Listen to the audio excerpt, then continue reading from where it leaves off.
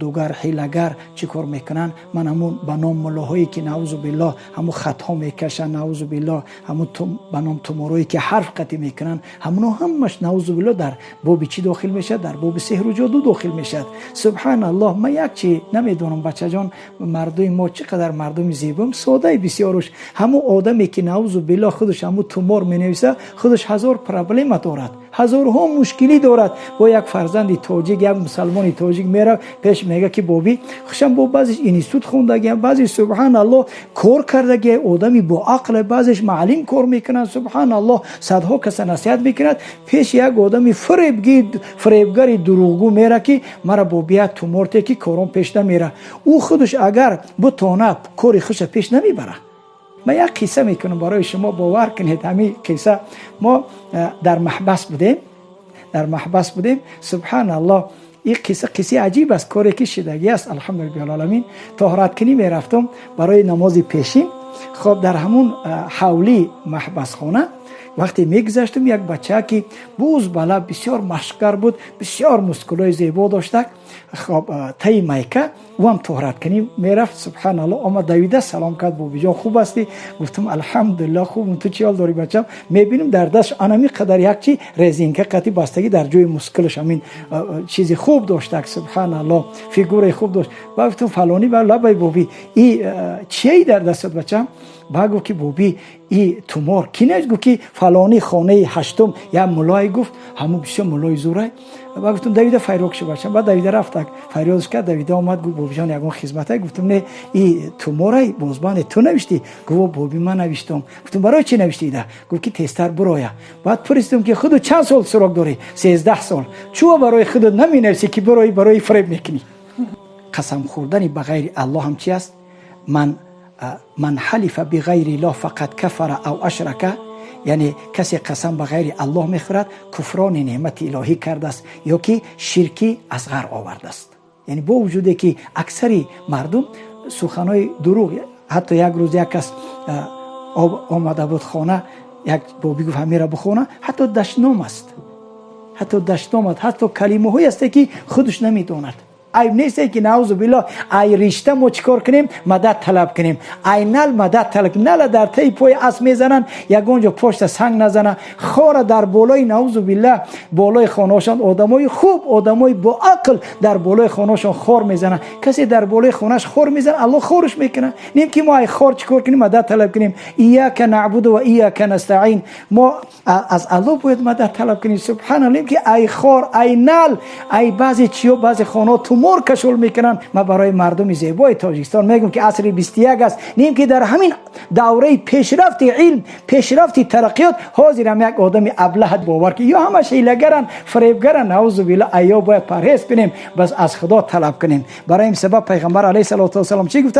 من تعلق شیئا وکل الیه. این حدیث امام نسائی از ابی هریره روایت کرده است. امام احمد هم در مسندش هم حدیث روایت کرده هستند. برای همین سبب الحمدلله رب العالمین پیغمبر علیه الصلوات و السلام حضرت کیا میگد؟ ابی هریره میگد که رضی الله عنه میگد که قال سمعت رسول الله صلی الله علیه و سلم یقول قال الله سبحانه و تعالی. حدیث قدسی گفتگی است. حدیث قدسی برادران ارجمند هر کسی پرسه چه خیلی حدیث میگن. حدیث قدسی از قرآن چه فرق داره؟ قرآن هم لفظا هم معنا از جانب الله سبحانه و تعالی است. حدیث قدسی معنا از جانب الله است و لفظا از زبان پیغمبر علیه الصلوات و السلام میبراید. این حدیث قدسی میگن قال الله تعالی انا اغنى الشركاء عن الشرك من عمل عملا اشرك فيه معي غيري تركته و شركه. رواه مسلم. امام مسلم رحمه الله میگد که الله همین حدیث روایت کرده از ابی هریره. میگد که ابی هریره رضی الله تعالی میگد که رسول اکرم را شنیدم که میگفت الله سبحانه و تعالی گفته است خب من بیزار هستم از شرک، خب من بایستم از شرک. انا اغنى شرکا، ما بایترین هستم از شرک، یعنی من محتاج شرک نیستم. الله میگه کسی عمل کند عملی را که در همون کارش با ما شریک میارد، هم خودش را و هم شرکش را در جهنم میاندازم. برای این مردی مسلمانی زیبا از خدا طلب کنی، شب بخی طهارت که 2 رکعت نماز بخوان، در سجدت بگو خداوندا حاجتی مرا ادا کن، قرض مرا ادا کن، کسلی مرا شفات. الله شفا میتیه. بغیر الله شفا دهنده و یعنی دور کننده بلا کسی نیست. خداوند ما و شما را توفیق بدهد. سلامت باشین. راستی ما و شما حضرت را در شبکه‌های اجتماعی در یگان جمعه دیدیم، باز از نزدیک دیگر است. استاد جان، درباره همین عقیقه بسیار برادران با ما سوال کردن و ما هم میخوایم که همین بفهمیم. ماشاءالله ماشاءالله. السلام علیکم و رحمت الله و برکاته. برادران ارجمند، خداوند ما و شما را برکتی در زندگیمون و گناهامون ببخشد. در این ماه مبارک رمضان خداوند این سبحان الله صحبت‌های ما و شما را خالص برای خودش بگردانه و این مسئله‌ای که ما جواب میگیم به این فضل الهی است، خداوند در دل و زبان ما را یک بگردانه. در باب عقیقه اگر شما پرسی امیجان پرسیدک خب حکم عقیقه و برکی، یعنی هل العقیقه واجبتون، خب میگه که آیا عقیقه واجب است فی مال صبی او الاب، در یعنی آیا در مال همون کودک خودش یا که در مال پدری کودک واجب میشد؟ خب جواب همین است که العقیقه سنت مؤکده فی حق الاب. عقیقه گفته چی را میگن؟ یعنی اول باید درباره عقیقه بگیم. عقیقه حکمش سنتی مؤکده. حتی در فتواهای مذهبی خودمان، در مذهب امام اعظم رحمت الله علیه در رد المحتار در آخر کتاب اوصیه یک باب دارد، باب عقیقه دارد و باب عقیقه دارد. خب یعنی عقیقه و عق گفته چی را میگن؟ عق یعنی دور کردن همون غچیایی که از کودک روزی هفتم، یا که اگر هفتم نتونستی روزی هفتم باید موی سرش بگیری تازه کنی، بعد چیکار کنی؟ در ترازو میکشی، مقداری وزن همو نقره باید چیکار کنی؟ صدقات بکنی. حاضی که نقره مردم که نمیان، مقداری همو پولش چیکار میکنی؟ 100 سو میشه، 150 سو میشه، باید یک بی وزن یک کم بغل ده چیکار بکنی؟ بوتی. و همو روزی هفتم باید ختنه بکنی. روزی هفتم چیکار کنی؟ ختنه بکنی. ما یک چیره نازکی را با میگم امیجان برای مردم که برای چی همین اکثر یازی همین پیش ما بسیار جوانا میگه بوبی کسلم میترسم. برای چی همین کارا میکنن؟ برای که مردم ما سنت پیغمبر که بجا نمیارن، وقتی که سنت بجا نآوردی بعد به هر کسلیا گرفتار میشه. روزی هفتم وقتی که موی سر کودک تراشیدی، ختنش کردی، آبازیش در اون تازهش کردی و کودک از حسیات نداره، نمیترسه. ما شما 6-7 سالگیش تا کودک میقپیم، ها بیار رنگ یا مال میقپم، بیچاره دست پاش میبندن، مال واغس میکنن، کودکم داد و فریاد میزنه که مرا میکشن. گفته میترسونه کودکو، ترسونچک میشن. برای این سبب وقتی در روزی هفتم، اگر روزی هفتم شرایط، خب روزی هفتم شرایط نشید، روزی 14 نشید، خب کی روزی 21 همین 3 روز سنته. بعد که نشید در حیاتت کی فرصت یافتی چیکار میکنی؟ عقیقه کردن درست است. حتی اگر به شرطی پدر نمیفهمید یا که شرایط نداشت، خودت وقتی که صاحب پول و مال شدی، ایتنی خودت چیکار کن؟ عقیقه بکن، ایتنی فرزندات بکن، درست است. یعنی حکم عقیقه سنت مؤکده است. در بعضی فتوای مذهب مستحب میدونن. خب مذهب احمد بن حنبل واجب میدونه عقیقه را.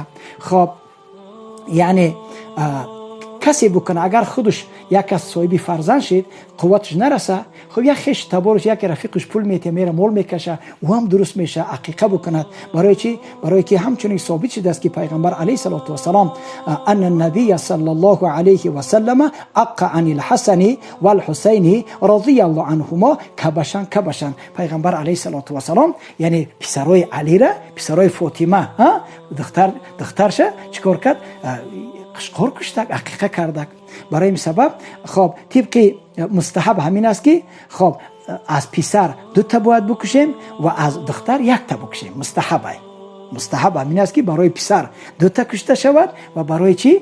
برای دختر چه؟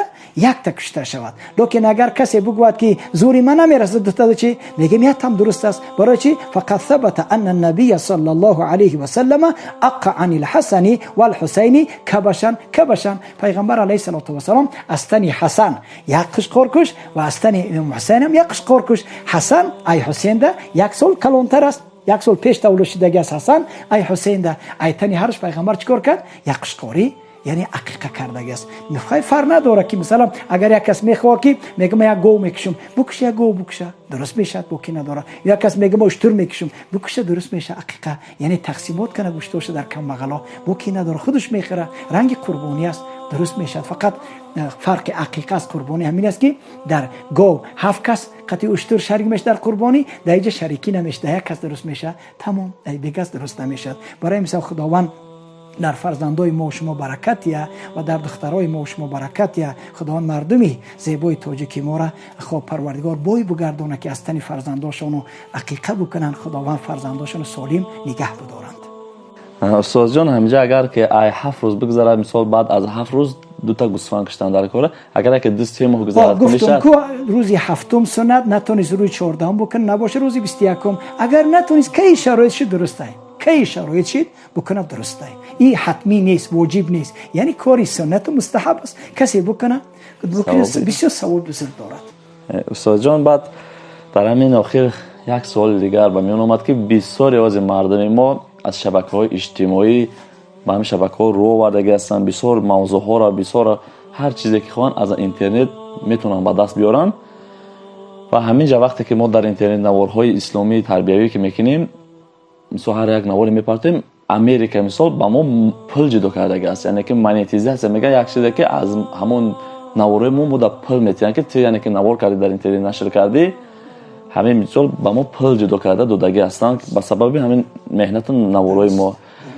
همین مثال سومش حرام است یا اینکه حلال.